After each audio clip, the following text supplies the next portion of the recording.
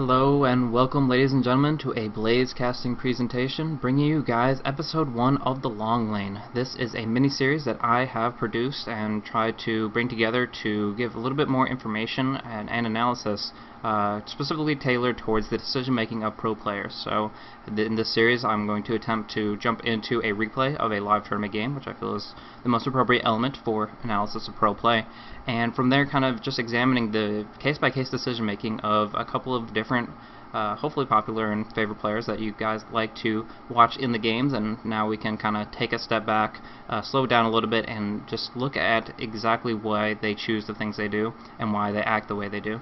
And all in all, the attempt here is to try to tie it all into one big smooth little topic for a good presentation of information on, as well as an entry level to Dota, just veterans and anybody that's relatively new to the game. I would say that anybody that has been playing Dota for less than a year will definitely glean some information from what I have to say. If you've been playing for longer, hopefully you will still find it enjoyable, accurate, and informative.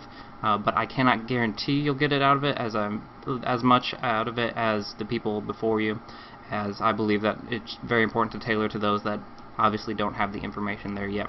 So we'll kind of tie in a little bit of visual simulation of examining what they're doing on a case-by-case basis, and I'll try to just kind of give a little bit of commentary and analysis alongside that.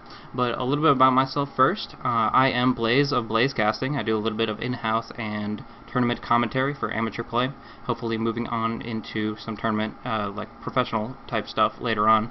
But for the time being, just want to provide a little bit of video guide type stuff for you guys on a week-by-week basis. And starting off with this is going to be a lane support guide, and it will be giving you guys a little bit more information about kind of the unsung heroes behind the scenes, the individuals that help the carry get the farm. They really set them up in the lane. They try to get them kills or at least guaranteed free farm, and that is generally going to be their endeavor. So I guess jumping right on into it, the real question to start things off with is, what is a support? What is a lane support specifically? And with that, they are item-independent heroes that have a lot of presence in the early stages of the game, whether through pushing or ganking or a little bit of both.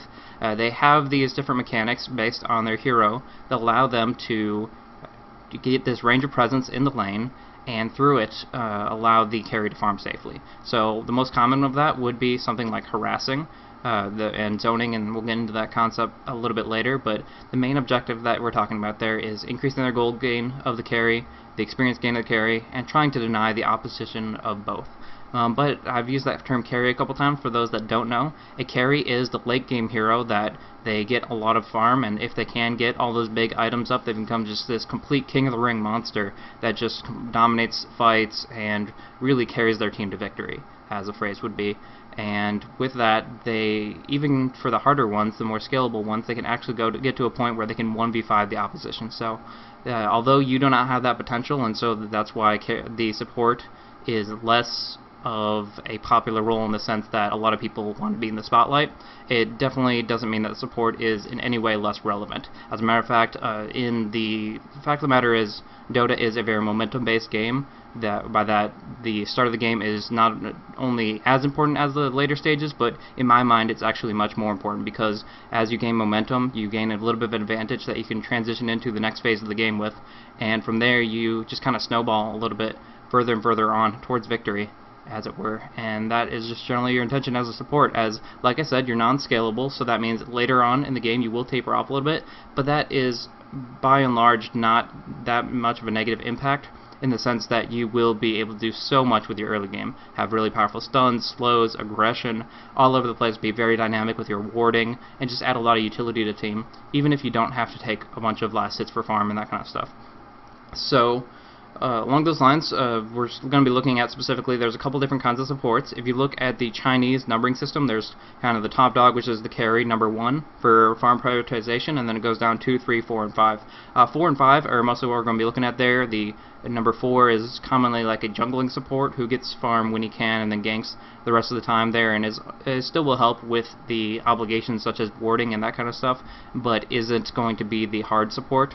But then there's of course the number 5, which is most commonly the lane support that gets absolutely no farm other than possibly some neutral pulling, and from there has a lot of obligations on his shoulders. So looking at that specifically, seeing what you can do with that lower amount of income.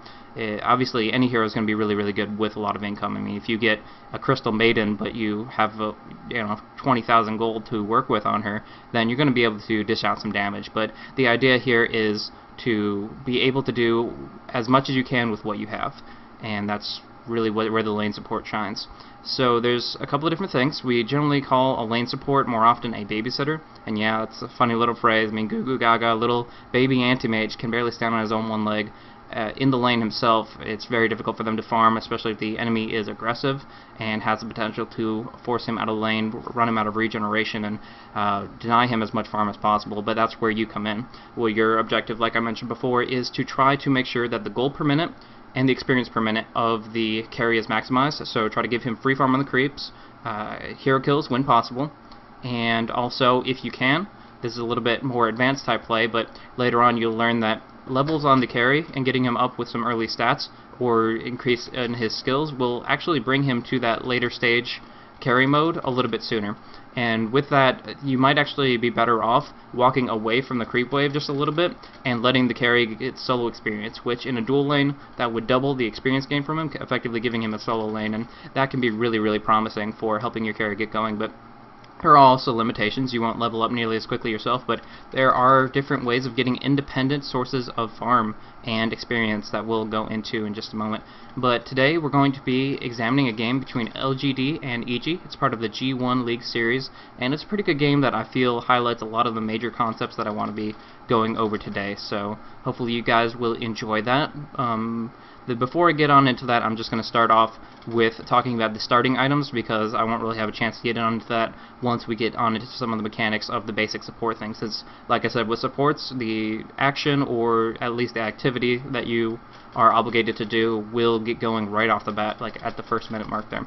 So, starting off, we'll talk a little bit about items, specifically what items you always get and what items you can definitely want to get early on in the game. So right now we're looking at the Courier and Flying Courier, and those are two items that can benefit your team an amazing amount.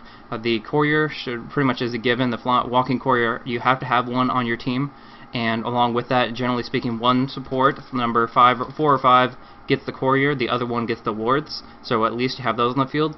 In higher level play, you're also going to see some sentries or smokes picked up early on, but that if you're just coming into it and kind of playing the low level pubs, often you're actually going to only see one support under those circumstances, and if that's you, I'm terribly sorry, but you have a lot of responsibilities on their shoulders, and if they're not going to let you get any last hits from the creeps, then you have your work cut out for you. Honestly, there's no way that you can get it on absolutely no farm to maintain constant wards, stay durable enough to not get ganked up, and feed terribly, and also maintain a lot of support utilities that a lot of people desire of you. So, but mostly I'm going to be highlighting on specifically when there's two supports, and like I said at the beginning, one buys the Courier, the other buys the wards, and you kind of go from there. The Flying Courier, I kind of like to think of that as a little bit of a race between you and the other support. The first one at 220 gets to buy the Flying Courier. Not exactly the most thankful job, but it is very, very important, especially for your solo mid who needs his bottle pretty quickly, or being able to ferry that back and forth. Items going out to other lanes, you don't want to delay that, as they just make such a great impact on the game at all stages. So very important to get that up, and don't want to feed it to like a Nature's Prophet or something either. So good thing to prioritize whenever you get that first set of gold available there. Along with that, I have wards, sentries, and a town portal scroll up on the screen. Really, the main benefit you're going to be looking at there is the vision that it provides. You're going to be able to get control over the runes early on, starting at the 2-minute and 4-minute spawns.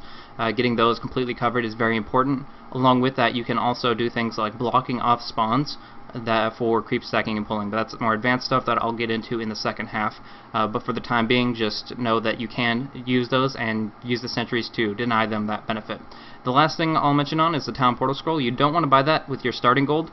The 603 gold is just not going to be worth it, but by 4 to 5, 6 minutes into the game, you want to pick up a TP scroll. It's actually much more important on a support than anyone else, because you have to stay mobile. You have to want to stay active, you want to stay all over the place, and be able to counter gank if somebody's getting tower dive, jump in, throw out a disable, and turn a kill around. That kind of stuff is very, very important. So, town portal scroll, once you get one, never be without one. The second you use it, buy another one. I'll constantly just always have a town portal scroll. There's pretty much no exception to that.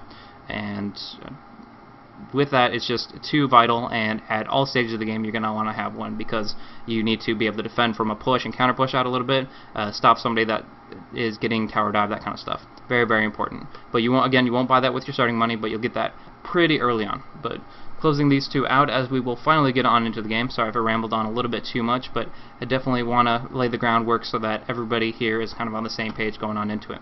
But now we do have the game here, again, LGD versus EG. We'll start with the dire perspective of Evil Geniuses and kind of go from there. We will review both sides, but I'll focus on one side at a time just so we kind of have the information flowing as we need to.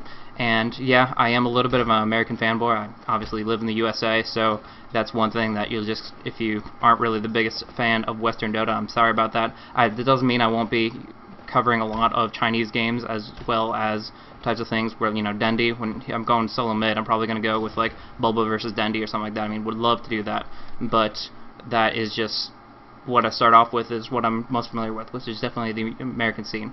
Anyways, the first concept I want to go into right off the bat is about stacking and pulling. This is kind of an artwork form of being able to move the creeps and manipulate the aggro of the creeps on the lane into the neutrals and try to deny your enemy experience. So specifically what he's doing here, BDiz on the Leshrac, has aggroed up these wolves, just auto-attacking one and pulling them out into the lane at a specific timing. This timing is 52 seconds to 54 seconds. It used to be 51, worked fine too, but they actually, most recently in the past, reduced the leash timing so that that's not going to be an option for you. Anyways, by auto-attacking them and pulling them away from the camp, the game will actually register that there's no creeps here, there's nothing to block it off, and they're like, oh, well, we need some more creeps, and they'll spawn that again, and you'll see that in just a second. And what that ends up doing is called double stacking it, so that you have twice as many neutrals to not only get some independent golden experience for yourself, but also to destroy this creep wave. This creep wave specifically right here. These guys are plenty of experience for the enemy, and right now what we're trying to do is make sure that Yao, the bounty hunter, gets as little bit of experience as possible. So they're trying to deny that and make sure that he is forced into an unfavorable position. Not only are we going, okay, so at 15 seconds we auto-attack the wave and pull it to the north, and that's going to send them back in that direction. So that's the important thing there. And with that, what we're going to see with the creep wave is that Jo is actually going to pull them back towards the tower. And with that, he has a stout shield to tank these up a little bit, but he'll get very, very safe farm right over here. And with that, he will make sure that he can get the safest farm possible. He can't get ganked up any more on the tower than anything else, and now you see all these neutrals dying down. All these neutrals are providing 0% experience to Yao, because he's not only is he not nearby, but the neutrals are the ones getting the last hits. So BDiz is picking up a few last hits of his own, has taken down 3 creeps independently, and with that he's gotten up to almost level 2.5 all by his lonesome. So that's pretty important right there. And so with that, you're denying the experience from the bounty hunter. The creep wave will actually pull back. There's something called, we like to call it anyways, creep-equilibrium, where we prefer to have the creeps right in this area specifically here, just outside of tower range, but specifically the safest place possible for your carry to keep it farming. And what he's going to end up doing from there is just last hitting and denying as an equal amount, so that the creep wave stays there no matter what. And what that allows BDiz to do is something called harassing and zoning. Going behind the creep wave, he can come out into the lane, throw a few auto attacks his direction, and force the bounty hunter into a position back south safely by his tower, because he can't really trade hits against a ranged hero. Just every time that the bounty hunter would come close to Leshrac, he'd just walk away, but every time the bounty hunter would walk away, then Leshrac would get a couple free auto attacks in, and that's generally just going to be a losing battle for the bounty hunter. So by forcing the bounty hunter off the lane, he will get extremely reduced experience, he won't get the last hit farm that he needs, and also Jo is going to have complete free farm, not have to contest for last hits and denies at all, and that's kind of the important thing going on there. A little bit of pull action came out from the bounty hunter, knocked down a couple creeps and pulled for his lonesome so that he could try to mess up the creep-equilibrium a little bit, and that actually turned out in his favor. He's going to get some nice experience here, and that's not necessarily what BDiz wants, but it is just something that's inevitably going to happen as the game works in their favor there. Now we're going to move on to Milk a little bit. He's jungling up right now, taking down a lot of different creeps, and one important thing to look at what's been going on here. We'll pause this for a second. The creep that he has right now, Chen is a hero that can possess a neutral creep using an ability called Holy Persuasion. So this Wildkin right here is actually under the control of Milk, the Chen player. He is channeling this ability called Tornado, which he can move and control, and what it does is a damage over time and a slowing effect. This can harass Xiao 8 and kind of just give him a little bit of grief. It's not that big of a deal, but it does frustrate them quite a bit. Every little bit of damage makes it harder and harder to win the lane. But right here, this is really essential what happens with this interaction between Fear and Xiao 8. We're going to see Fear go aggressive. We already saw him pop his stun. This was during Crush, and now he's going to go to pursue with his sprint. And Xiao 8 has bottled up a nice juicy regeneration room, but we'll see what happens when he tries to use it, because the damage over time effect is immediately cancelled, which means Fear can come in here, pop one more stun, and get a kill for himself. And that is really, really important. Look at the experience per minute graph right now. 520 for Sardar compared to 345 for the Storm Spirit. He has a huge advantage in the lane, and not only that, but Storm's going to miss a couple creep waves of experience, so that's even more so that Fear is getting out of it. Now another benefit, we're looking at the Flying Courier that we were talking about a little bit. By upgrading the Flying Courier, it gives it that maximum movement speed ability, and can allow Sphere to do something called bottle crowing, using his bottle in its entirety, sipping it up, and then putting it back on the courier to send back to base. When he goes back to the fountain, it will refill it, and then he'll be able to bring it right back out to him for more sustained regen on the lane. And that's only really an option when you have that flying courier, otherwise you're just hogging the thing, and nobody can really gain much from that. But in the meantime, Milk will just pick up another Centaur and go on his merry way. Now there is some nice sentry ward placement going on here. This sentry will cover up pretty much anything throughout this entire lane. If Bounty Hunter tries to go to the outpost, for example, not going to be an option there, as well as possibly provide an option to bring him down in the near future. Now they tried to actually bring him down with a couple of stuns, but it did not pan out in their favor, so Betas is just going to continue doing what he was doing, messing with the Creequilibrium, pulling and stacking, and we're actually going to see an interesting exchange here. Yao coming in, trying to do a little bit of creepjack action. Last hits on one of the Dire Priests, but he gets stunned up, and what this gives the opportunity, Jo immediately runs on over. Chaos Knight with a pretty good base movement speed, now has the boost of speed, will be able to land a Chaos Bolt off within the Sentry Ward range with that Betas. It's going to land the Split Earth and pick up the kill. Now technically that kill might have been able to just be given to Jo without popping the Split Earth, but it's better safe than sorry. Always try to make sure that you secure the kill more than anything else. If you lose the kill and just trying to get it to the carry, then you're not doing anybody a favor. Just if you have to, if you can, give it to the carry, but otherwise make sure that it's going to the right, just to anybody at all, to make sure that kills are on the board. That's really important there. Now, pausing once more, we're going to examine a little bit of what is going on over here with Chen and Demon. They have popped an item known as Smoke of Deceit. This is actually an item that Chen picked up at the 0 minute mark, just at the beginning with his starting gold, and the reason he did that is to get the cooldown rolling. It's a shop cooldown for the entire team, so by buying it early you get more on the field and across the entire game than you normally would, and we'll kind of go into the benefit of that specifically. So looking at that, looking at that item, these are kind of situational consumables that we're going to be looking at here. The Smoke of Deceit is an item that you use. It's 100 gold, and everybody around you gets this kind of veil of invisibility. It gives you 15% movement speed. You run around, you can run underneath wards, they will not see you, and with that you can gank very, very effectively. However, this invisibility will dispel when you're within 900 range of a hero, a tower, or if you auto-attack something. So you can cast spells, use items, whatever, but when it comes down to it, you have to have some kind of initiating disable to start you off. Like an Earthshaker is a really good example of that long-range Fisher, but one way or another you have to kind of have something to set you up, otherwise it's going to be problematic. Now the reason Milk and Demon are going to be ganking up on the mid lane here is because Xiao 8 is at a very vulnerable point in time. He's not level 6 yet. He's actually, as you can see on the experience bar, very close to level 6. He only needs a few more creep kills and then he will get Ball Lightning, an amazing defensive ability. As long as he has mana, he effectively can get out of there. But I'm going to do a little bit of a spoiler for you guys and let you know that this gank is not going to be successful. There's a couple of reasons why. First of all, the creep that Milk has managed to pick up here is the Satyr and Hellcolor, I believe. And with that, all he has is 125 damage nuke. It's not really going to make or break the gank, and that's not going to help too much. There is a nice illusion rune picked up by Demon, but as you can see, he's only level 1. In fact, looking at his experience bar, 0 out of 200. You can just kind of see how well the LGD supports have been zoning him out, and he just had a really, really rough time on bottom lane. And when we look back over at their perspective, we'll see exactly what they did right to make this the case here. But anyways, the Omni Knight is in a pretty poor spot as far as experience goes. The creep is not that much of a ganking creep, just a little bit of extra damage there. And although I do like the movement of Omni Knight's illusions, he swings them around back behind the tower and allows them to tank up the tower for the time being, it still just will not come out favorable for them. The last item on the screen before I remove it is the Dust of Appearance. It's kind of a situational item. I mean, sentry wards are generally going to be the thing that you carry more often because you can also use them to deward, but Dust of Appearance, especially on heroes like Bounty Hunter, is a very, very beneficial item. It's a little bit cheaper, and it also follows them no matter where they go.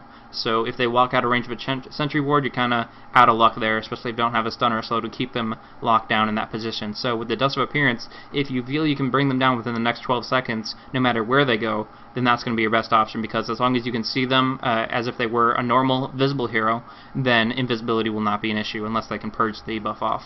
So that's a really good situational item that you generally want to have for a lot of different invisible heroes that you want to gank up there.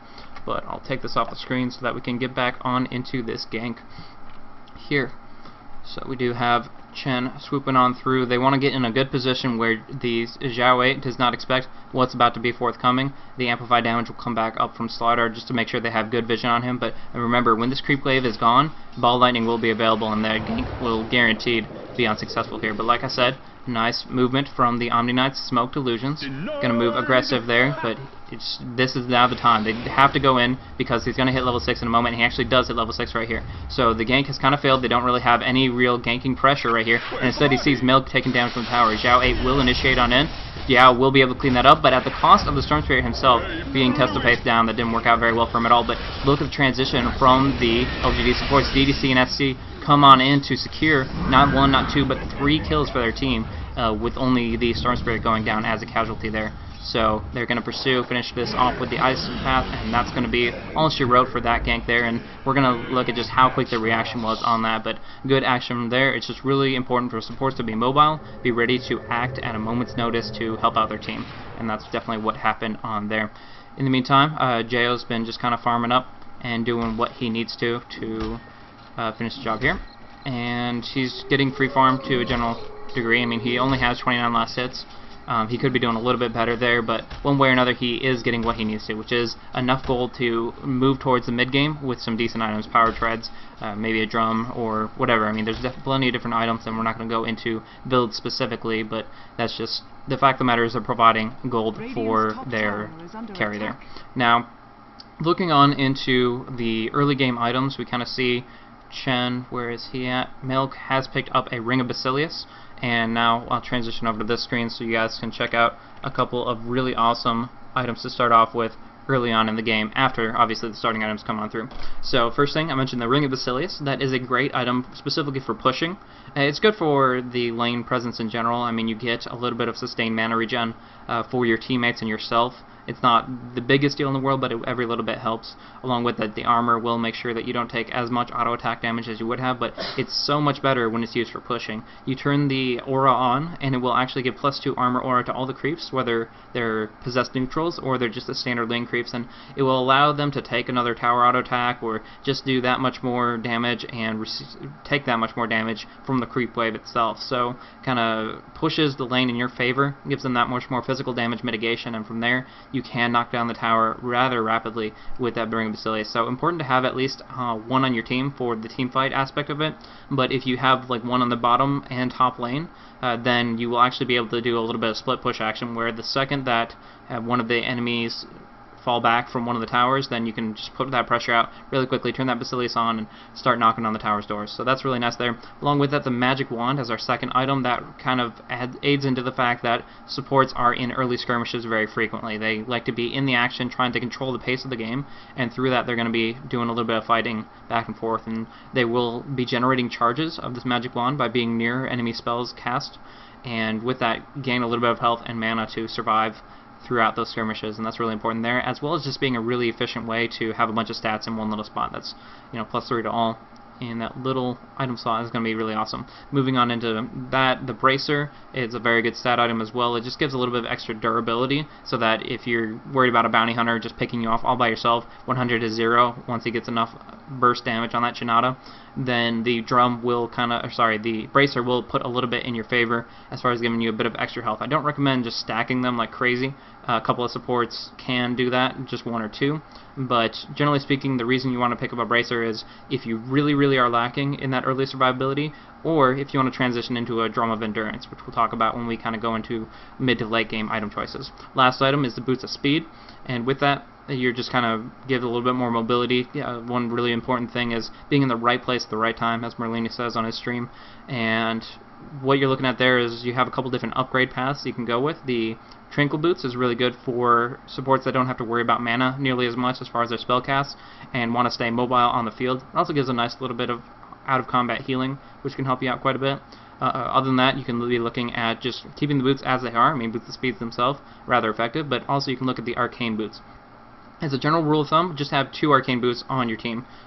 Just trying to communicate with your allies, see who is going it, and have a couple. I mean, if you have a very mana-reliant team or one that wants to push and not have to fall back to base frequently, then 3 might be appropriate. Or if you're going like against an EMP Invoker, which is less common of late, then that's another really good aspect, is picking up another Arcane Boots to kind of counteract that effect. Otherwise, if you have something like a Keeper of the Light who has the Chakra Magic and provides mana himself, then maybe only 1 is required in your team, but just kind of gauge where your mana needs are for your entire team, and as a general rule of thumb, when in doubt, just pick up 2 Arcane Boots for your team. Well, 1 obviously on different heroes. But otherwise, yeah, those are different options. Phase Boots and Boots Travels, those are more luxurious items. A lot of times you see a supportive hero go solo mid, and when he does that, he picks up Phase Boots for that extra mobility and attack damage, but generally speaking, you don't see it on the hard supports.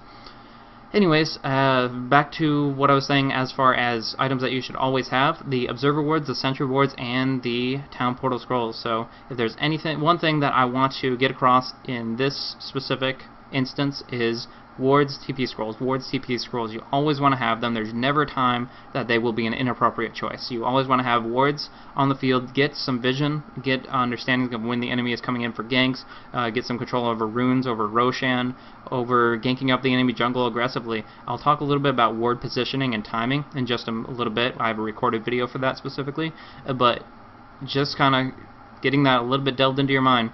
Wards and TP scrolls, you always want them. There will never be a time where they're useless. You can always, well, if you place a ward in the dumbest spot I've ever seen, then yeah, it will be a little bit useless. But if you actually use them effectively, they can be extremely powerful items that you would only regret not having available.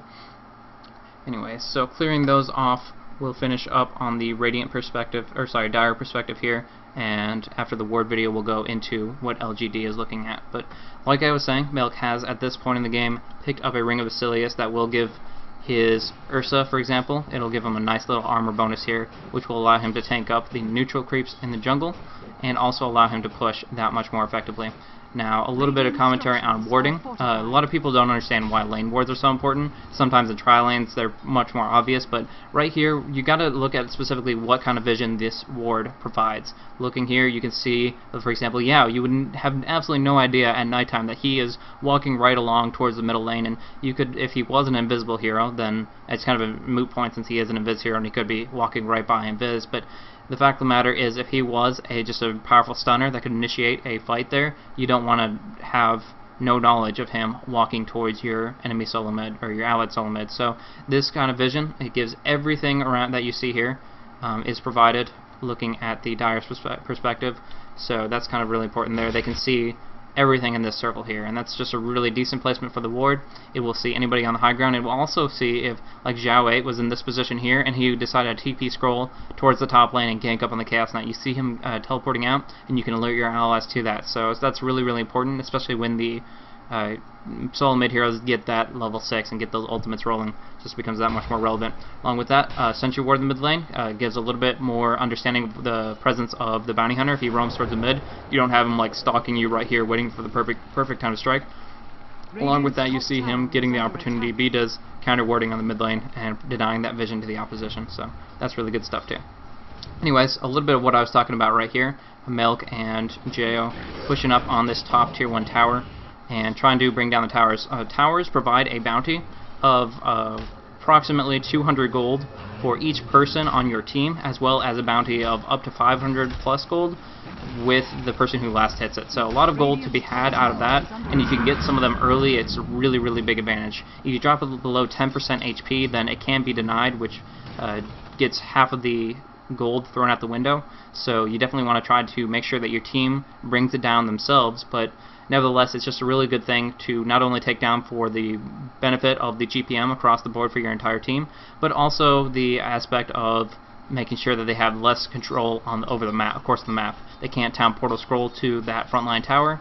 They don't have vision or true sight of that specific position there, so those things are very, very important, and you just got to keep that in mind, that not only does it take a gold and put it in your pocket, but will also deny the enemy of a couple really, really important things in this very strategic game that's sort of reliant on positioning, mobility, and location. So that's mostly what I wanted to cover on the perspective of Evil Geniuses and seeing exactly what they were doing. Be it is just doing some good stacking, pulling, warding, coverage across the board there, and along with that, just kind of showing what your main mindset is there, that you want to make sure that your carry gets as much farm as possible so that you can pick up some nice juicy items. He already has the treads, is going to be moving towards bigger and better items as the game goes along. But we're going to take a quick break. We're going to go on into a quick ward video, and then we're going to be looking at the perspective of the Radiant, the LGD team, and see how they fare in that regard. Yes, we only looked at 8 minutes into the game, but all the same, that's really the most important parts for a support, and being mobile on the map, being active, really just sustaining on the lane, and that's what we're talking about here, lane support. I mean, I could go on and on all day long about different things you can do in different roles, and specifically when a support reaches team fights and stuff like that. I'd love to hit on that, but in the interest of time, I'm just going to focus on the laning aspect of lane support as we are looking at now. So those 8 minutes are very, very crucial and very, very impactful, even if they don't look like it. So those are different things that different people can master and try to improve upon. But we're going to go into a quick ward video. Then we're going to look at the LGD perspective, and after that we're actually going to have a guest on. It's going to be Rolo from the Fnatic North American Raid Call team, and we'll have him on talking about a little bit of advanced supporting concepts and have a little bit of interview process with that to see what he thinks about the professional level support and how he fares in today's metagame and that kind of different things. So stay tuned for that. Should be a awesome opportunity to get a little bit of info from a pro player himself. But we'll go on to the video, and I'll see you guys in just a little bit. Thanks for tuning in, guys. This is just a quick tutorial about warding in general. It's kind of a basic guide. There's a lot more that you can do with it, but this is just to get you guys started. I'm going to start off with some basic wards to cover key objectives, and then I'm going to go into lane wards. The turtle ward is the easiest ward to start off with because it actually has a little turtle down on it. But if you do place this, it will give you both control of the rune on the bottom lane, you can see it there, as well as controlling the main entrance to the jungle so that your carries can farm the jungle in peace, knowing exactly when the opposition is coming. The ward on this ledge here is rather effective for not only controlling the top rune spawn, but also for getting a little bit of vision on the enemy jungler, so you can see where they're roaming about, if they're going to be ganking up on your top laner or things along those lines. It also covers a good amount of the river. This ward is also really good for the Dire in the sense that if the solo mid goes up through this path here, you can keep an eye out for that, and if they gank through this position, you can actually keep your own people on top lane perfectly safe as well, and still provides a good amount of vision. The Dire Plateau ward here is a really good ward for being aggressive in the enemy jungler.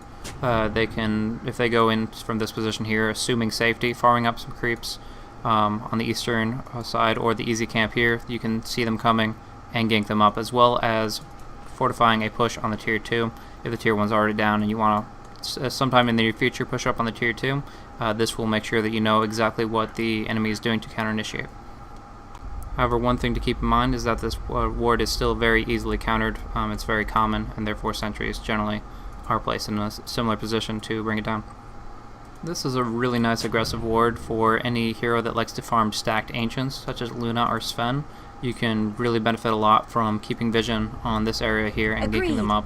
Some people prefer to prevent stacking entirely by dropping the ward on the spawn itself, but if you get the chance to get the kill and steal their stack, you can get your carry a lot of gold that way too. So it's good against the two mentioned heroes, as well as Beastmaster, Tinker, anybody you think that's going to be in that area quite a bit. It's also really powerful for Roshan control, as you can see anybody coming up from this distance here, though there are some people who prefer to put in a ward up here to control this eastern juncture as well. A ward up on the Dire's ramp here can control the vision of the solo mid who's roaming about, also gets vision on the bottom room when placed appropriately.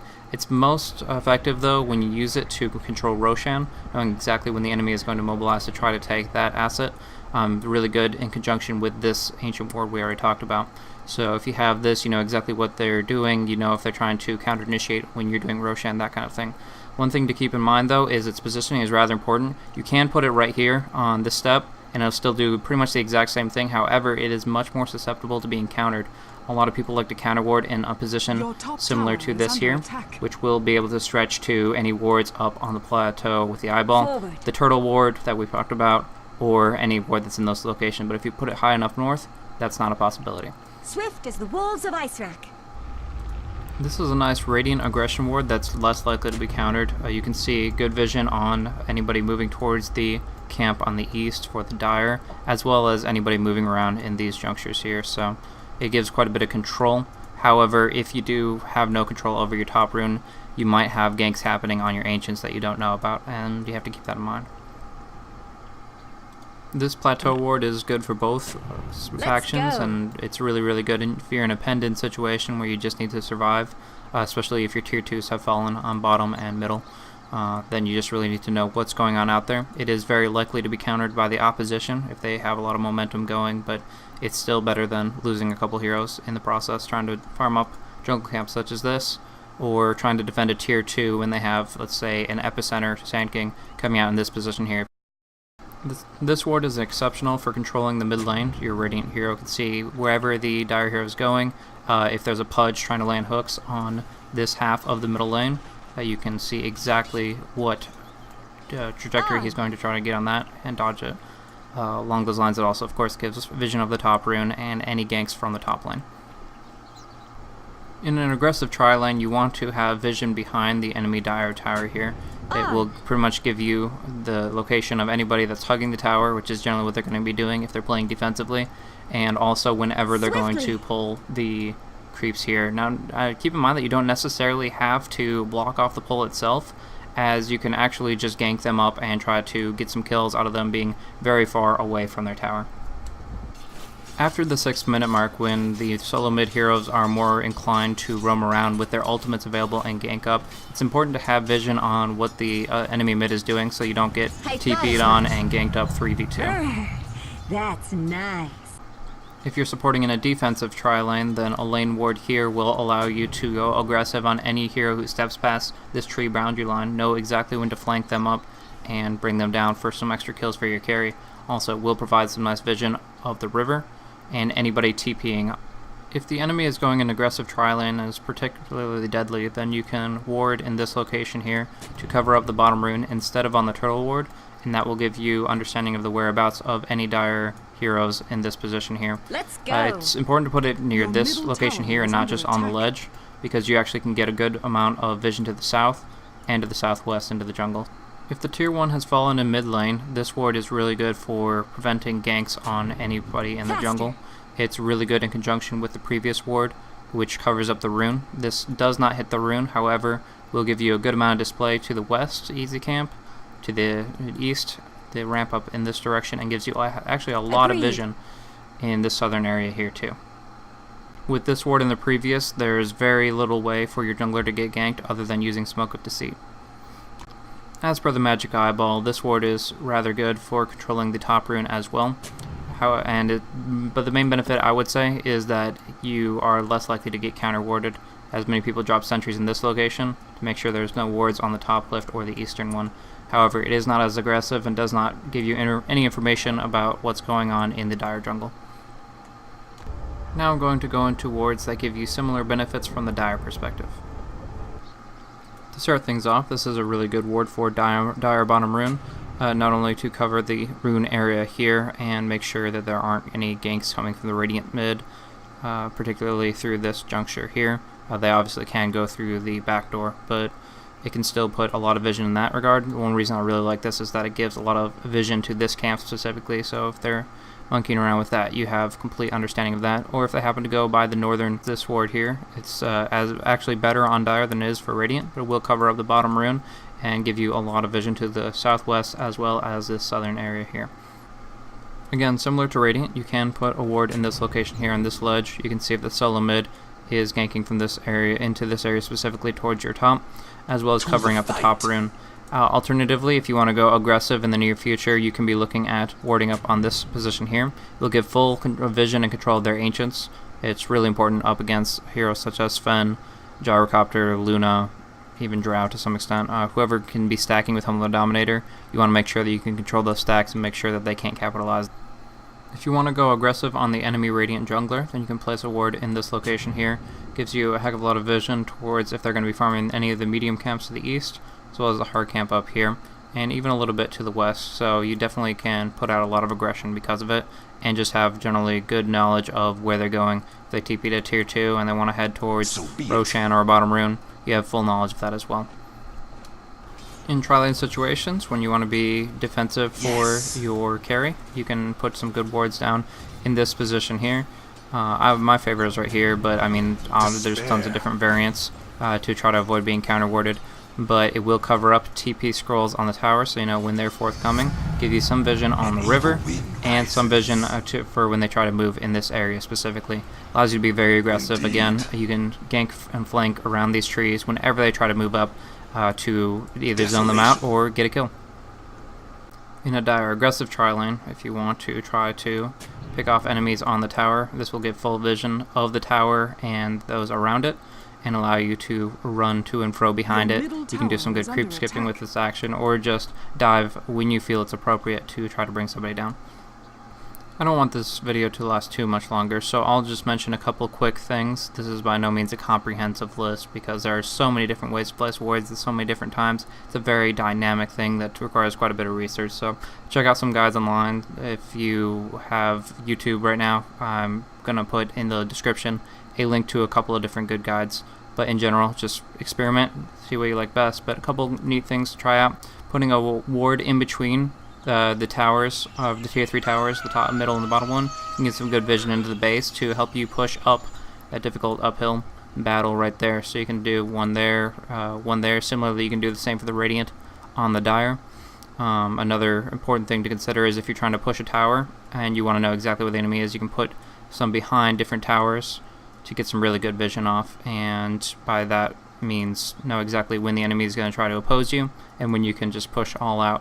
So those are really important factors. The next thing I'll go on into live is going to be about blocking creep spawns and how to unblock them with sentry wards. But I'm just going to talk about the boxes. But one important thing, a very exclusive ward that can actually drop 2 spawns right here, is they call it the magic bush ward, but pretty much you just drop it. It goes into the rectangle that will just barely overlap to block off this creep spawn, the pole spawn, as well as the hard camp up here. That's really, really good for countering junglers on the Radiant team. If they don't have a jungler, you might as well just ward somewhere else, like maybe in this position here to get some vision to the south. But one way or another, it's really effective in countering 2 poles. One issue is that it is easy to sentry because they know which 2 camps are spawning and they know exactly where that ward is. People are rather familiar with it in higher level play. But in pubs, lower level, try it out. It's really cool. Alright, well, welcome back, and hopefully you guys found that rather informative, or just got a little bit of information about some more advanced concepts, positioning, and timing of warding. Very, very important. Like I said, that is by no means a full list of it, but is definitely going to get you started in some good placement and kind of get you thinking a little bit about where and when to place them. Now, an interesting thing that I read a long, long time ago that really helped my supportive play and kind of timing of wards specifically when I needed to buy them most primarily, I actually was looking at I think it was on Dota All-Stars, but it was just a long, long time ago. There was a supportive guide talking about wards and when to buy them as a support, and pretty much what it said on there was that every time you go back to the shop, every time, whether you just died or you just have to go back because you got delaned, or maybe you want to fight and you fall back, every time you go back to the shop, buy a pair of boards. And I kind of took that a step further when I looked at it, and I'm like, okay, well, if I'm going to be buying them by the time I leave, then why don't I just, every time I get back there, I'm going to buy one. So I buy some wards, and from there I go on out, and I was placing wards all over the place, maybe a little bit too aggressively. We ran out very frequently, that kind of stuff, but it kind of got me the right mindset where I just had to constantly keep wards on the field, and it benefited my team a lot.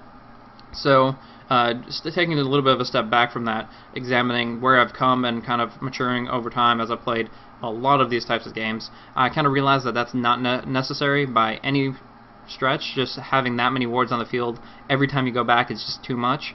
However, I kind of, by starting excessive and then toning it back over time, it allowed me to kind of look at, okay, well, when are they the most useful? Where do I need to be putting them? That kind of thing. And I realized that a good rule of thumb is to just every 6 minutes, there's a shop cooldown. When you buy wards, it takes 6 minutes to recharge that pair of wards to be able to place those out on the field. So just do 2 wards every 6 minutes, and you'll have a relatively good time. Another way to look at it for Dota 2 specifically is look at that stock number when you highlight the observer wards, and it'll say 2. And then when you buy it the first time, it'll say 1, and then say down to 0 and actually show you the cooldown. But just always try to make it say stock 1 or stock 0. If that's the case, then you're at least getting the cooldown rolling so that you're always recharging wards, which is important. So try to make sure that that number is never ever at stock 2 or is at the shortest time period. But like I promised in the video, I'm going to real quick look into a little bit about blocking off pulls and kind of also dewarding it so that you can reuse those important utilities there. So specifically looking at this kind of positioning here, as we saw a little bit earlier, the pull is such important lane control utility. Being able to get those creeps, pull them out to the lane, and pull the lane back is very essential. But one way to prevent that, like I said, when creeps are out of it, that's when they spawn. But that's also true for heroes and for little gadgets like the Plague Wards of Venomancer, Courier, I guess, but also most importantly, Observer and Sentry wards. You place those wards in a specific spawn rectangle, like this one here, and then the game will say, okay, well, there's stuff in the way, I'm not going to be spawning anything, and you can actually use those to prevent the pull from actually spawning. That's why we're looking at the Magic Bush ward and seeing the benefit of that there. But pulling up a quick little thing here, you can actually see, specifically courtesy of Blue Ghost Games, a friend of mine who was nice enough to let me use this in the video guide specifically, but he's posted on Reddit a couple times. Shout out to him, and you can check out his stuff at the bottom. I'll mention that he does have a couple of different media sites, but so looking at this, they do have a rough estimate of the spawn boxes for specifically right here, the Radiant Neutral spawns. You look here, this is the westernmost camp, the hard lane closest, or hard camp closest to the mid lane, and right here has a bit of a key. This is a nice ward to put in trees. They cannot see this unless they not only put a sentry ward in this kind of position here, but also bring a flying courier over or cut down trees in the process there.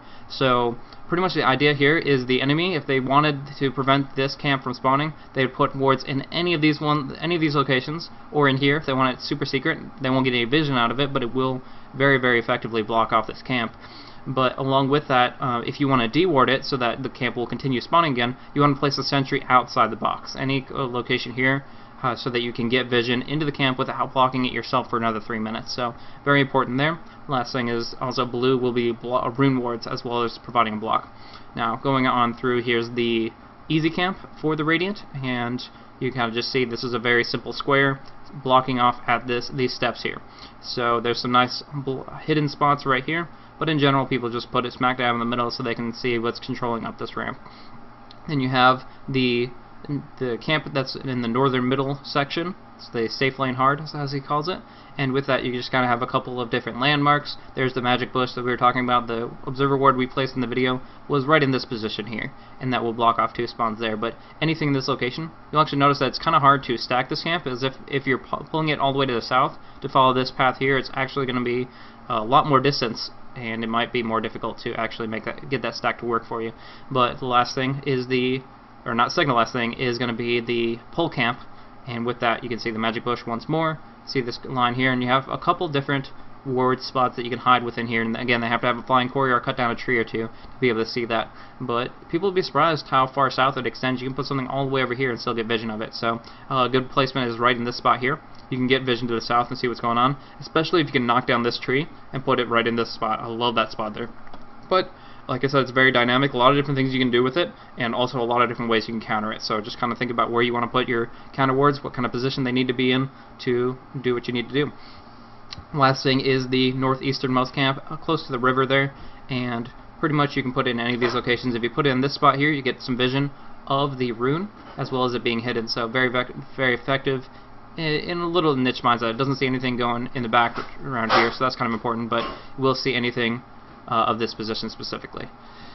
Anywho, so that is, again, Blue Ghost Games. He has a Twitch, a Twitter, and a YouTube. You can check him out. But moving on to the dire neutral spawns, real quick. Don't want to make this take too long, but we do have a pull camp here. These are the blocking points for that. They also have a good vision ward. If you put it in the southeast or the southwest corners, you can get a lot of good vision, but this one's a little tricky. You have to put it very precisely in this spot, because a lot of people like to put it right here. You're going to be outside and not going to be working. So be very precise about this one, but it can be very effective and block off this camp, so you don't have to worry about it. But anyways, there is the easy spawn for the dire here, and it's just this specific one. A couple of different landmarks and the hidden one there. This one actually can be stacked up and pulled to the north to pull towards the dire creep wave, so you actually have to watch out for this. A lot of junglers that don't rely on the easy camp will do this to help out their lane that much more, and that's something to keep in mind there. It's actually, I think, you generally pull at the 5-second mark, and of course you still stack at that standard 52. And 35 for that matter, because they do spawn every 30 seconds. So when I talked about pulling a 15-second mark for the pull camp, it's also the 45-second mark. And for this, for the easy camp on dire, it's going to be the 5-second and the 35-second. Along with that, there's also the radiant mid pulling, which has become much more popular of late. And what that's going to be is pretty much, if I remember correctly, it's around the 5-second mark as well. And what you do is you pull them, you break down some trees in between, you pull the easy camp. Actually, I'll just jump over to it real quick. So you pull this easy camp here to the northwest, and maybe you put a stack in that, but the more important thing is that you have a couple trees knocked down here, maybe like a Beastmaster throwing axes, or a Fireflight going on through. Anyways, then you have the this camp here, and you have this stacked up, the hard camp on the west, and you pull them to the easy camp. So it's kind of a chain reaction, a double pull, if you will, and with that you can really shut down an enemy solo mid in Radiant. So it's very precise timing, but if you cut down the trees, it's not too difficult there. But back over to the dire, looking at the westernmost camp, the safe lane, hard, you can see this one, and it actually has a rather large spawn box with this whole trapezoidal effect going on here. But going on down, this is, I believe this is the southeastmost camp, mid lane hard. Yeah, so this is going to be the hard camp in the east, and it has that big spawn box, as well as a couple good little ward spots here hidden, and this one provides a decent amount of vision from behind. And then they do have finally the river ward, and yes, you can just block this off with whatever ward you place in here, but another thing to keep in mind, if you just put wards up on this cliff here, you can see when they're doing it and gank them accordingly. So rather than shutting them down, you can actually kind of use that camp as bait and try to bring them down when you get the opportunity to do so.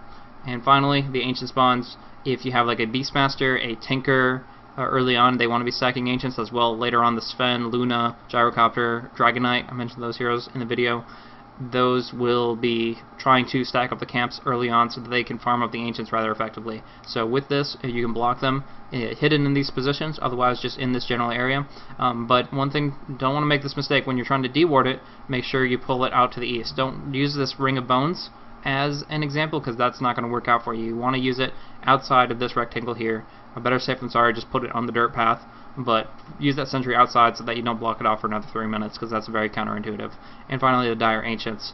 And once again, shout out to Blue Ghost Games for providing that guide. It's really good stuff. It's just images, obviously, but very useful for in a lot of different ways there. So going back over to the game, and we're finally going to get started with the LGD perspective. We have DDC on the Jakiro, we have SC on the Keeper of the Light, and Sylar on the Lifestealer. So he's going to be farming up, and these two are going to be trying to support him as best they can. They don't have a jungler, so pretty much they're just going to be both laning and stacking up the camps so that they can farm them with their AoE abilities later. But just looking at their items, they have a couple stat items and regeneration items, and a little bit of nice ward action. Starting off, you see this ward here gives some good coverage of the river in general, and kind of going from there.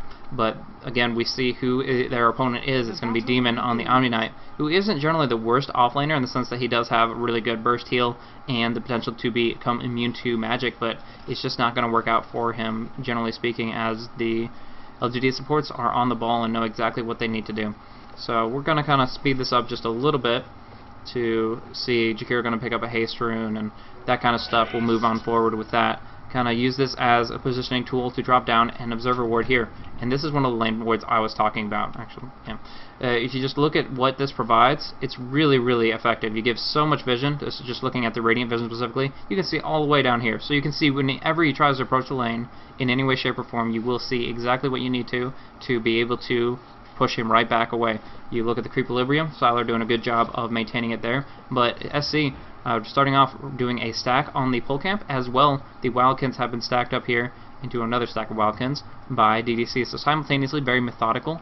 Just generally the Asian playstyle is going to be doing things not monotonously, but very mechanically and very, very effective. So starting off, they're going to immediately stack both camps up for pulling or farming, and then right here they see Demon trying to approach the creep wave, trying to get a little bit of experience from these dying creeps, and they're going to say, no sir, we're going to push him back. Just this positioning right here, putting yourself in between yourself and the creep wave. They don't have any option but to go through you and take a bajillion different auto attacks just to try to get a little bit of EXP, or more appropriately, they're just going to fall back. So kind of in this case, you're going to be keeping your enemies close, your friends close and your enemies closer, because you're going to want to try to make sure that not only are you not leeching any experience, but that Demon is not going to be getting any here.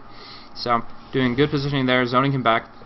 They have this ward, so they know whenever he goes aggressive with this creep wave and that kind of thing, and they're going to flank up here, and that's really, really important positioning. Actually, I'll just look at real quick tri-lane positioning specifically, looking at the dire vision perspective. Actually, I have to unpause for that. There we go. Alright, so seeing what Demon sees right now. He can see into this little rectangle here. That's pretty important, but other than that, he has very, very little vision of what's going on in the lane. At this entire area behind where DDC and SC are approaching, he has no idea about that because he didn't put a ward in this position. He didn't have one. So with that, he's going blind. He's going very, very far forward, and we can kind of see how this is going to turn out very, very rapidly. A couple of good juke spots and hiding spots for supports for the Radiant in a tri-lane. Down on the bottom lane here, you can be looking at hiding in the outpost, maybe hiding down in this area here, or just kind of sneaking about on the western front here. So moving on forward, we'll see exactly what's about to happen, because that Sylar knows he can go aggressive as he needs to. Starting off with a bit of Illuminate, pops it off early so that he cannot repel out of it. There goes the Open Wounds and the Ice Path, but it's going to be First Blood for DDC. Again, they couldn't give it to Sylar. He was just out of melee range, so they are going to pick it up for Jakiro.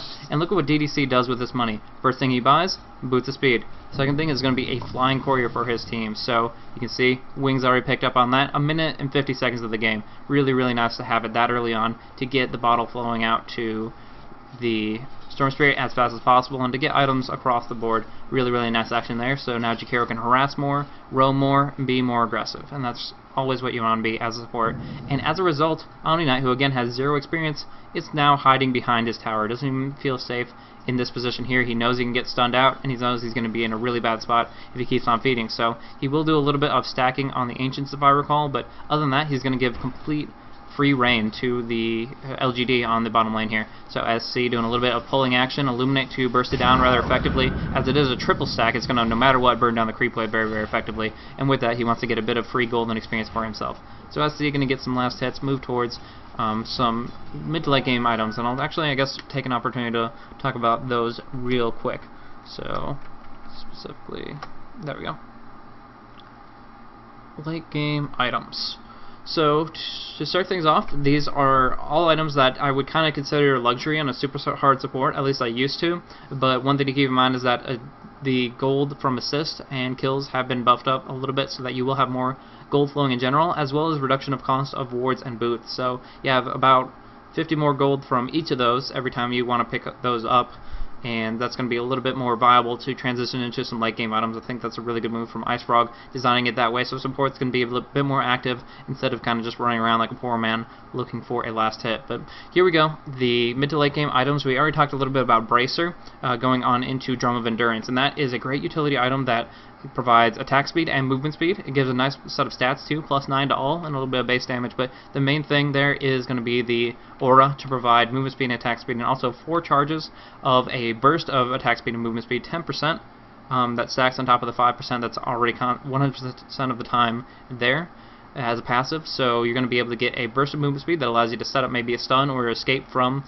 some kind of zone control type thing, maybe a tombstone or an epicenter or something. Avoid that, very, very important, so you can run away faster, you can initiate faster, those kind of things. It's 10% doesn't seem like much, and honestly it's not, but in a game of Dota where just closing that little bit of distance will set up a kill for you, or a chain of kills, that's going to be all the more important there. So, very nice item. Moving on to Vladimir's offering an upgrade from Ring of Basilius. It will allow for great potential for pushing and that kind of thing, with the fact of the matter is you're giving +5 armor to all the creeps and heroes nearby, as well as a lifesteal aura for all the melee creeps and heroes, and a little bit of mana regeneration, but mostly looking at the armor, and to a lesser extent the base damage increase and the lifesteal provided to the carries. Now I see a lot of times like a hero like a Rikimara picking this up first item, and I just shake my head at that because it is a supportive item. 90% of the benefit, and probably more than that, is through the aura, which you can have on anybody and provide to everybody else. So unless you have 4 melee carries on your team, I don't think that's going to be the best option for a Riki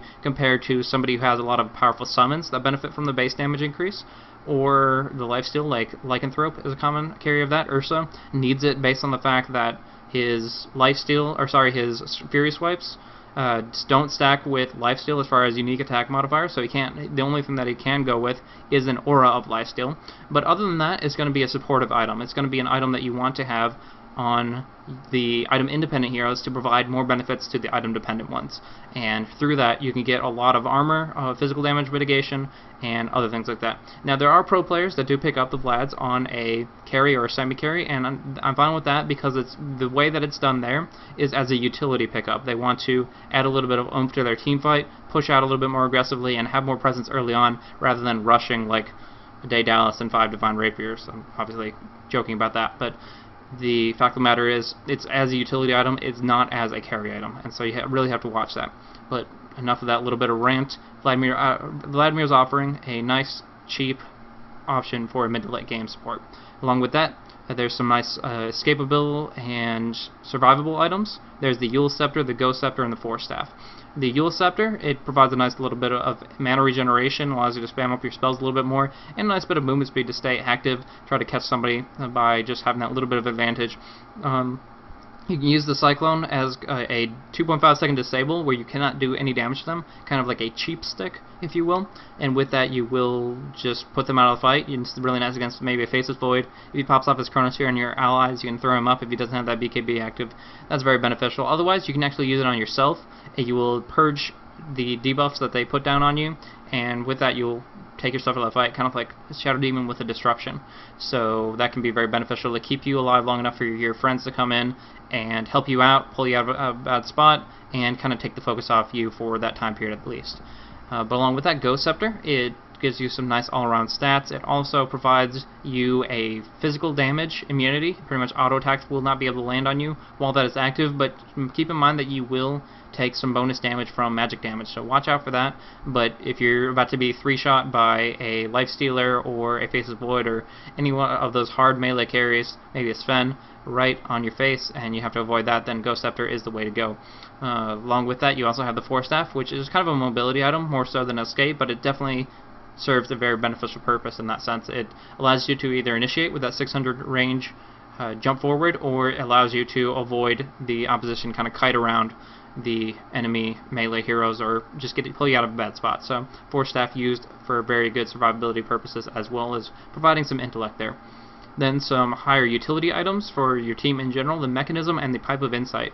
Both of those provide some kind of sustainability in team fights. The Mechanism gives you an armor buff and, more importantly, 250 health to every ally nearby, so you multiply that by 5, and it's actually an extremely effective item for its cost, and can make or break team fights. You can only have one on your team.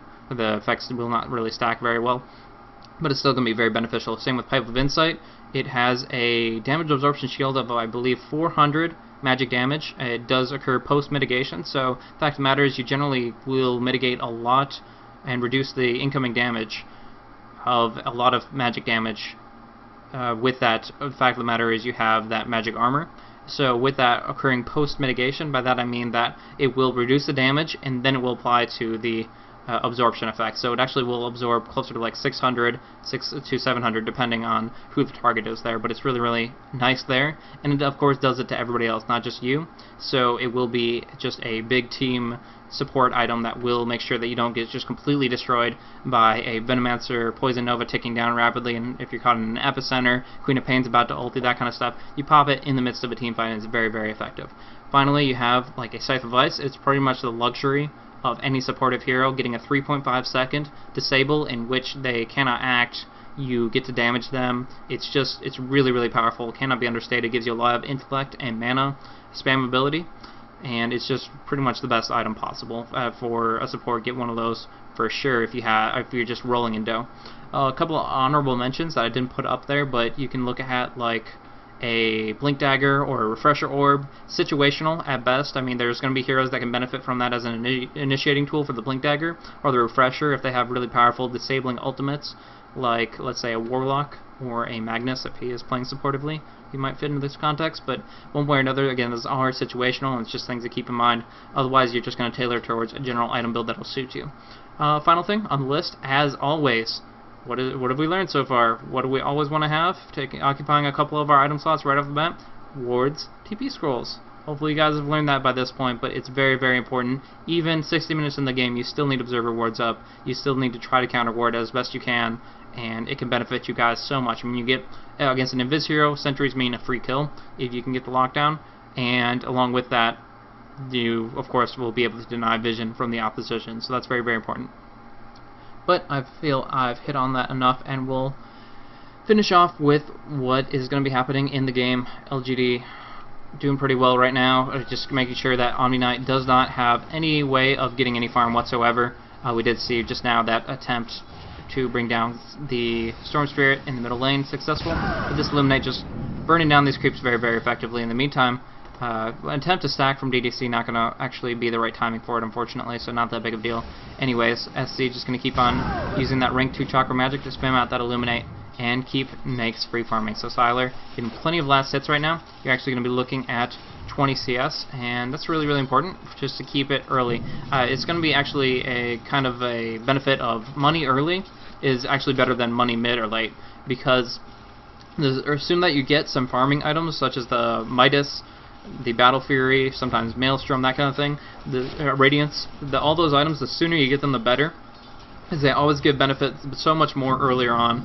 They give, especially with the Hand of Midas, which is going to be very cooldown based, and I'll talk about that once that is going to be the item of choice here. But one important thing is just that the supports here are constantly acting, constantly doing different things. DDC covers the stacking of this camp, SC goes to move this out, and this is how they're finding independent gold, get independent experience, and OP Chakra Magic, keep the lights already back up to full mana to greatly benefit from those things. So that's what they're going to be looking at there. And a little bit more, they don't have wards, so I'm not sure what DDC is doing here, but it's not going to be that big of a difference. I think he was he was checking the rune for the Storm Spirit to know exactly what the bottom rune was, because they knew that it wasn't at the top, but they didn't know if it was still available or not, so they're going to pick that up. But in the meantime, just farming up a little bit, dual breath action, Illuminate action, and getting some independent experience, while once again Sliler continues to free farm on the bottom lane, no problem at all.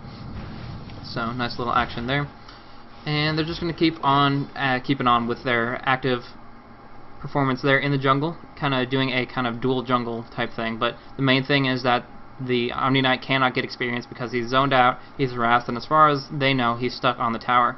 However, we know from looking at that middle team fight that that's not exactly true. And so I'm going to do something that I kind of want to do, specifically because Valve has provided this awesome benefit of, in the replays, looking at a player perspective, watching DDC's reaction time. The second that this gank comes on out in the mid lane, we'll kind of see what's going to happen. So he's kind of glancing over there right now, I think he is anyways, yeah. So DDC, checking that out, and hopefully it's not too jumpy for you guys. This is something you guys, immediately sees it. The second that they come out of the smoke, he appears on the map, and they're already making their way up that direction. They right click over there. They don't have the TP scrolls, but you know, they have the opportunity to jump in as necessary. And now again, Xiao 8 will unnecessarily drop down. Really watch how low Yao drops with this shockwave. He will actually drop down to a very, very low amount of HP, but he will survive. And with these beautiful ice paths, these illuminates, everything like that, they're going to be able to burn down the opposition, and DGC, especially right place, right time, is able to get a lot of kills in favor of his team. So, going to get a double kill out of that, and that's very nice there. Now that's not too shaky as far as the camera goes, but there are some like carry players and a bunch of other players that just have very, very shaky cameras as they're just jumping all over the map trying to keep an eye on everything, and that's a really important skill to have in Dota, but I'm not sure if it makes the best for specifically looking at what people are doing, what people are looking at. So if you guys enjoyed the player perspective type thing, give me a little bit of feedback on that in the comments section below. I really want to know if you guys want to see more about what they're looking at, or just what I want to be kind of conveying to you guys in a presentation sense. But that was very effective for them, and they were able to bring down a number of heroes and benefit their team quite a bit.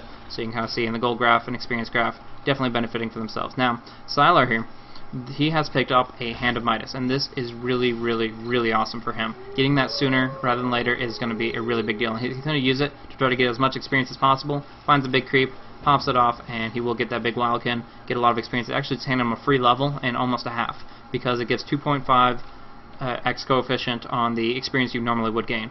But real quick, talking about the benefit of Midas sooner rather than later. I don't want to get too much into gold mechanics, but the cool Hand of Midas gives you 190 gold every time you use it, no matter what. It has a 100-second cooldown, so if you double that, let's say 200, that's pretty close to 3 minutes in. As far as when Sylar got the Midas, he got it about 20 seconds before the 6-minute mark. Most commonly, a Midas will be coming out 9.5 minutes into the game. That's probably more likely unless the carry is doing amazingly with farm, case in point. So with that, comparing the 6-minute Midas to the 9-minute Midas, if you're talking about 2 cooldown uses, 200 seconds, what you're pretty much looking at there is an extra 380 gold, as well as a heck of a lot of experience that they just handed into his pocket because he got the item sooner rather than later. So now he's going to increase his GPM substantially. He's going to move towards big mid-game, late-game items that much faster, and he's going to be a monster in teamfights. So as much as I want to go into those teamfights, I'm going to show the results. I mean, you guys, I'm sure, have watched plenty enough Dota to realize how important it is to be topping out on farm, and that is exactly what Sylar is doing as a result of the support's actions here. Sitting at 50 CS, has the Midas about to come back up, and he's going to be topping on GPM right now and throughout the game. So they're doing exactly what they need to. Never stop with stacking the pulling. Right now DDC was a little bit delayed, but still getting at least one creep denied is going to pull the wave back just a little bit. And they get plenty of independent farm through that as well. So that's awesome stuff. Looking at the arcane boots for DDC, so he can spam up his abilities very frequently despite the Keeper of the Light's chakra magic and that kind of stuff. Other than that, there's not really too much to report. Keeper of the Light, SC will kind of push out the middle and top lanes, making sure that the push isn't going to be too active and that kind of thing, but generally speaking, that's really not too much more to report in that regard. They've done their job. They're going to look for a mechanism on the Keeper for teamfights and stuff like that. And as much as I'd love to go into supports and teamfights later on in the later stages of the game, I feel like I've kept Rolo waiting long enough, so we're going to get him on and talk a little bit more specifically about advanced supportive concepts. So we'll get him in here in just a minute, but hopefully you guys have enjoyed the analysis specifically on their decision making. I want to tie it more generally so that I don't get bogged down with one thing, because it's really, there's so much information. Dota is a game with so much depth that it's actually hard to stick to one little thing, but I'll do the best I can as I proceed forward. I want to do as many of these episodes as possible. I don't expect to have an interview with a pro player or any kind of known individual every single one, but I'm going to try to get the connections I need to maybe do one once a month and provide that for you guys. Today, specifically, it's not going to be an option because we don't have much viewership live because I didn't announce it. I just want to get the VOD out there for everybody on YouTube to view it specifically. But one thing I want to mention is that I'm going to be live streaming all of these different episodes, and during which, if I do have a player on, then you guys can, towards the end of the question section that I have for them, you guys can post in chat some questions that you have for that individual, and if they're good and hopefully applicable towards what we're talking about, then I'll ask them to him directly, and maybe he'll be able to answer your question. So I'm not going to do that today, but in the future when I do have players on, you can tune in to my live stream broadcast, which will generally be on Sunday evenings after I finish casting the Sunday Evening Cup Series from NA Dota. So approximately, let's say 10 o'clock p.m. Eastern Time on Sunday evenings will be when I do the long lane episode recordings. And with that, if I do have a player on, then we can do a Q&A session with him and the chat after I finish up with him, and hopefully you guys can enjoy that and kind of get a little bit more interactive understanding of what's going on there. And also you can ask me questions after the broadcast, and I'd be happy to answer those for you too. So kind of go into more in-depth type of stuff there. But we'll close out of this here and going into the interview, and hopefully you guys enjoy, and hopefully he'll be able to answer my call in just a moment. Alright, looks like we got him here. So this is Fnatic North American's support player, Rolo. How's it going, man? Hey, it's going good. Sorry, caught you a little bit later in the evening, but hopefully we can get a little bit of info out of you. We're talking about lane supporting in general. Specifically went over a lot about wards, item build-up, when you're supposed to be doing what, stacking, pulling, zoning, harassing, all that kind of good stuff. What do you feel is something that the average Dota player, especially pub Dota players, some that are less experienced with the role, what do you think they really need to be able to accomplish this role as best they can?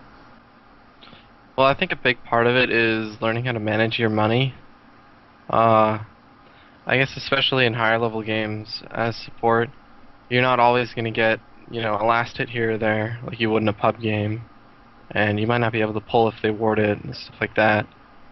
So making use of the money that you have is really important, and you're going to have to make, I guess, judgment calls. Like, you might not be able to ward multiple places. Like if you block some of their camps, you might not have a ward for their pull. Like if you block camps, like to block spawns, like maybe against a Chen or something, then you might not have like a rune ward or something.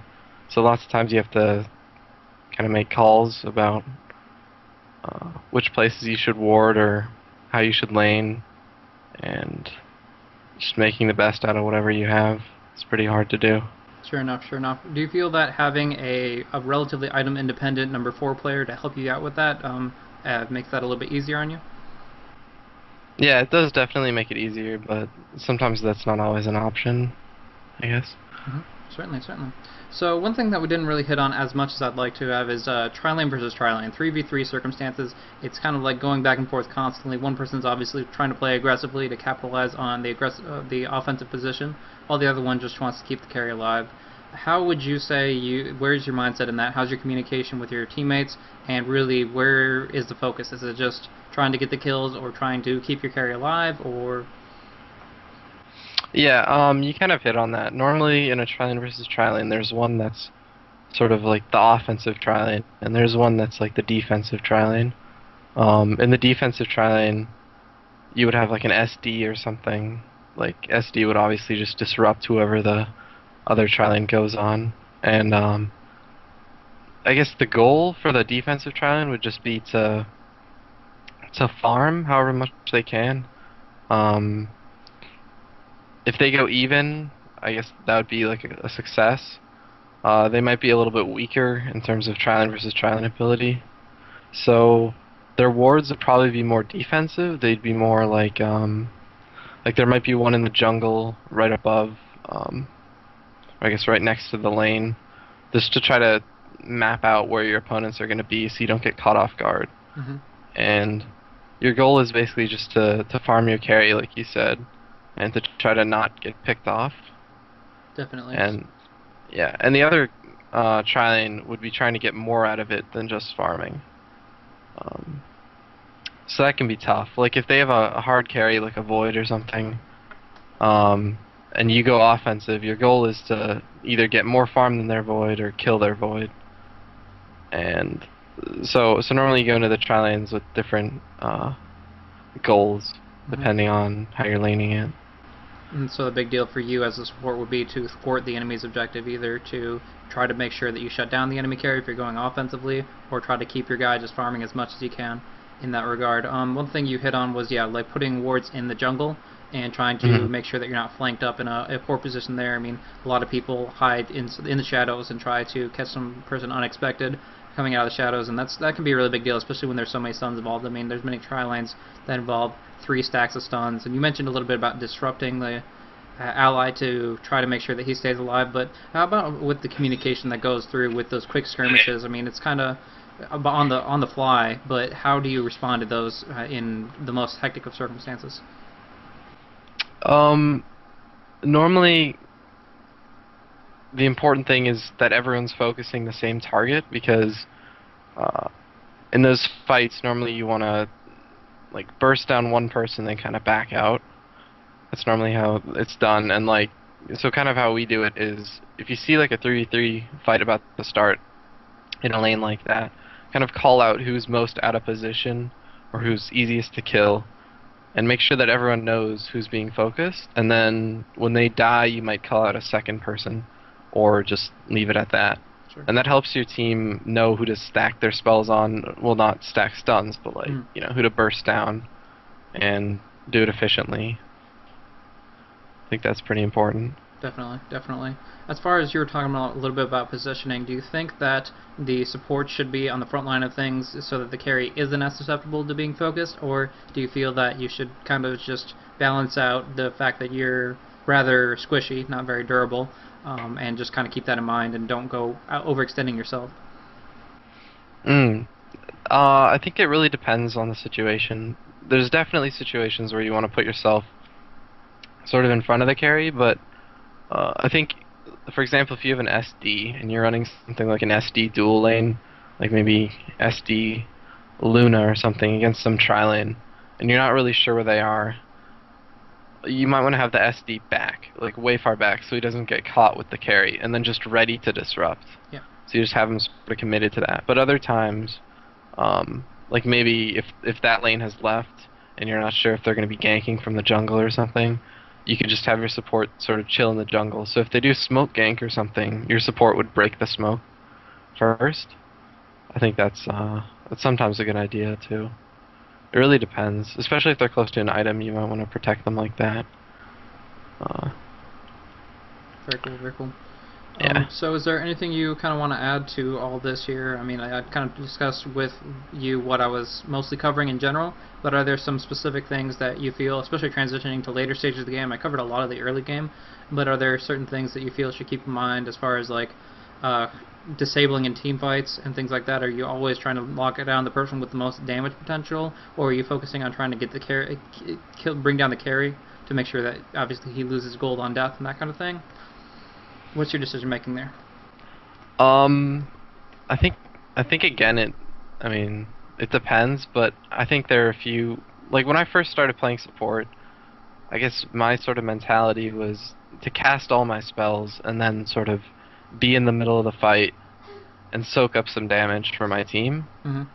Which I thought back then was a good idea. Like if I was Veno, that's a hero who I used to play a lot, I would throw out my Gale, throw out my ulti. I'd be at like 0 mana or something, or like, 100 mana, and then I'd just kind of right click and try to attract some spells.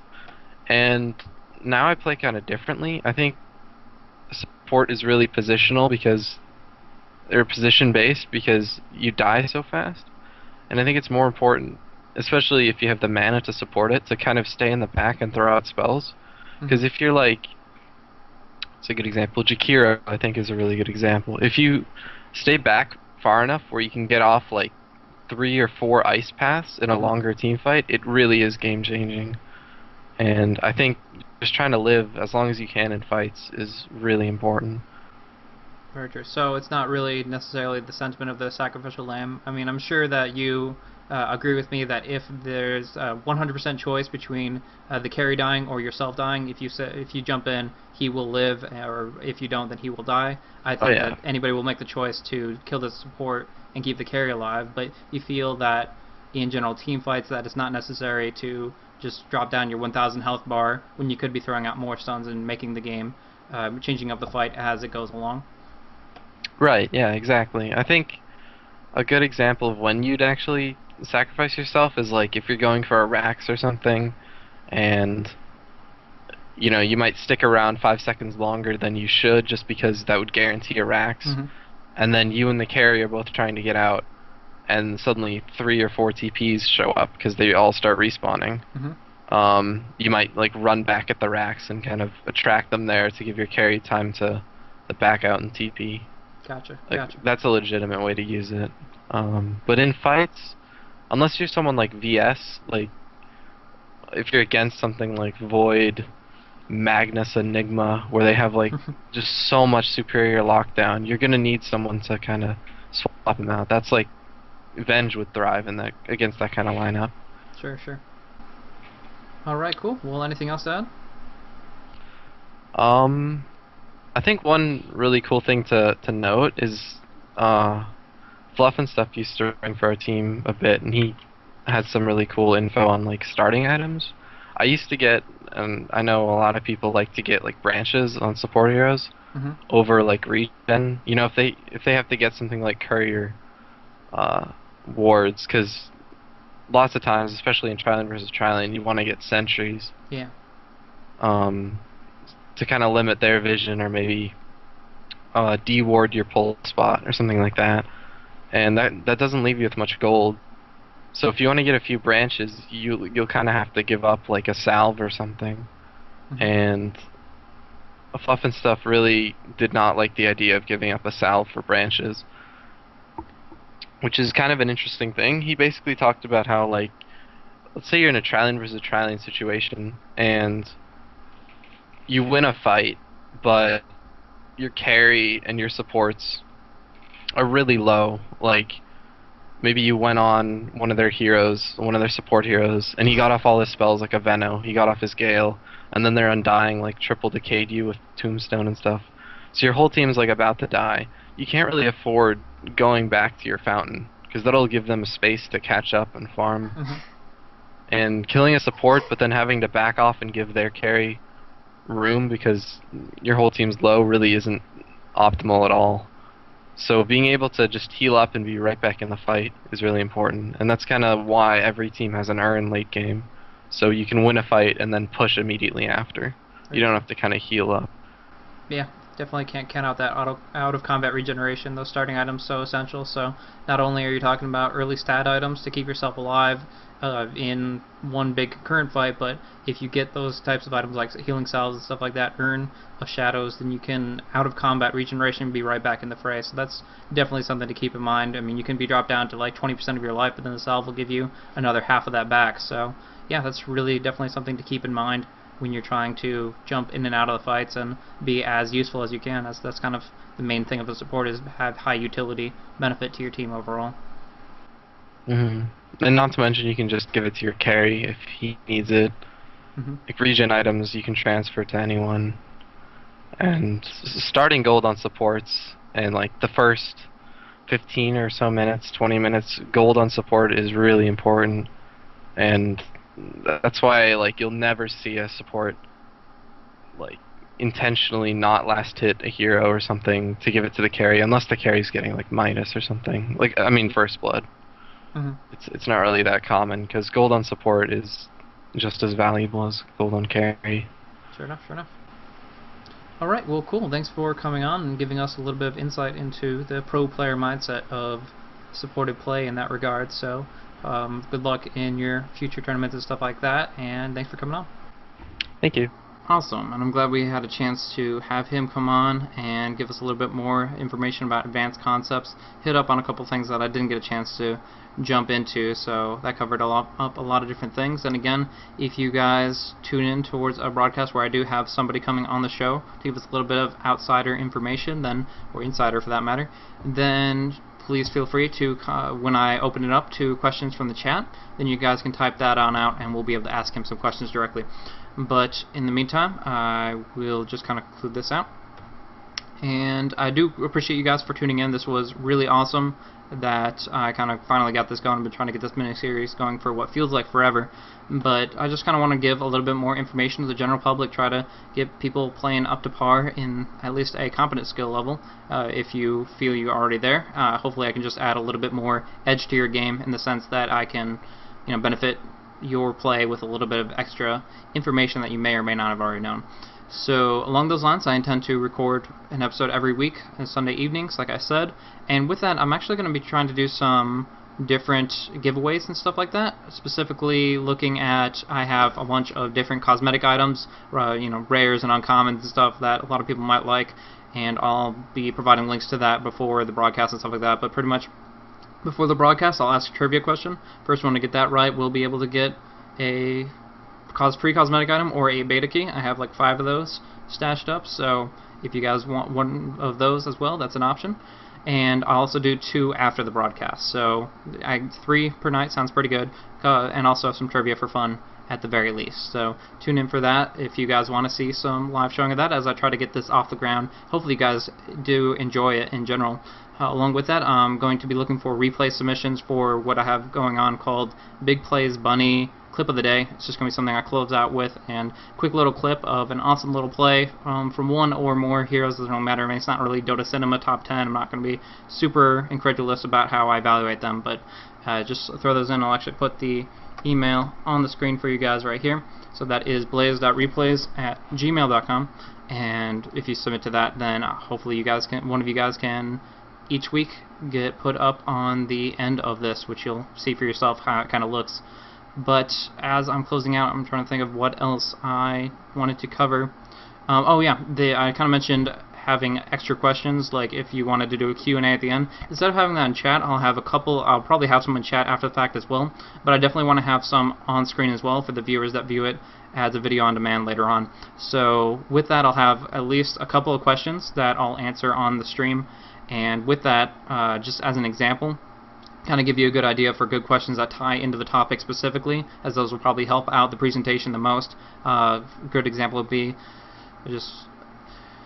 well, I'm a mid-level player who had an issue in another game recently. I was playing 30 minutes in, and then suddenly they picked up a Gem of True Sight. They counter-warded all our wards, just destroyed them by walking on over them, and suddenly we had no map awareness, got crushed, our carries got picked off over and over, and we ended up losing the game. How can I avoid that? And that's a really good question, and it kind of gives me a little bit of flexibility in covering it, but it also addresses specific issues that you have in your personal play that hopefully I can help out with. So a Geometry Sight is kind of a tricky situation. A lot of times it's just picked up to pick off some supportive the invisibility heroes that rely so much on being invisible and not being seen to try to move about the map, but also along with that, it's really, really great for countering off wards and trying to knock them down.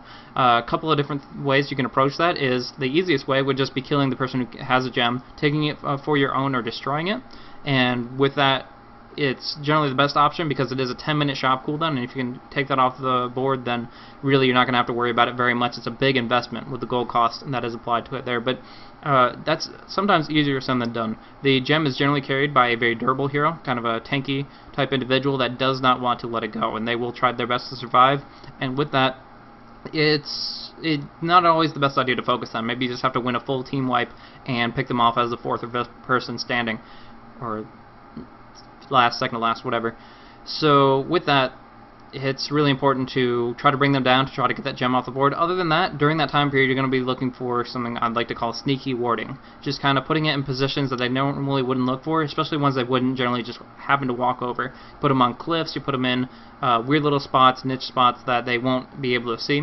Maybe I'll go into that in a warding guide specifically later on, a couple months in the future, but for right now, just try to put it in places they wouldn't expect, they definitely wouldn't walk over, and that kind of thing. But also don't get too torn up about the fact that there are wards getting destroyed, because one thing, you have to think about what the ward benefits. The point of a ward is to provide vision. If you see 4 people walking into your jungle to try to gank up your carry, and they happen to walk over and 2-shot a ward, yeah, you did just lose the ward, and you won't have it for the next 4 or 5 minutes, whatever its duration was, but the fact of the matter is, it prevented a gank. You do see them coming, and you do get the benefit of that ward. So it's still very important to keep them dropping down so that you can make sure that people stay alive and stay active. But you also, one thing Rolo mentioned is the usage of the gold of the support and kind of using it wisely, making sure your investments have a good amount of return so that you can benefit your entire team appropriately. And so you don't want to just be pouring out wards and wards and wards that will just waste the cooldown, waste the gold, and be immediately countered. So place them in smart places where they have to be aggressive, where the only time that they would have actually walked over them is if they're in an aggressive position that you would want to know about them. But that's kind of the best way I can answer that. It's not the clean-cut, oh, you just do this and you succeed kind of answer, but it's just a general way to approach that kind of scenario. And that would be a good example of a question, and if you guys have similar questions to that or whatever that's on topic, great. Otherwise, I'll just try to answer as best I can whatever you guys are asking non-personally. So moving on, I'm just going to conclude this out, and I do really appreciate you guys watching. I mentioned my live stream is twitch.tv/BlazeCasting. That's where I'll be recording these Sunday evenings after SCCS, and then on my YouTube channel, youtube.com/BlazeCasting, is where the VOD will be, possibly with a little bit of editing, just to make sure it's up to par with the information that I want to provide. But otherwise, thank you guys so much for tuning in. And here is your Big Plays Bunny clip of the day.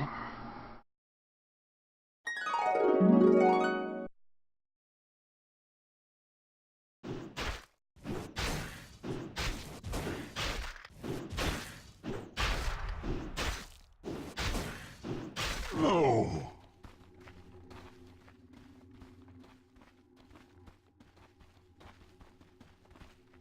30 seconds to battle.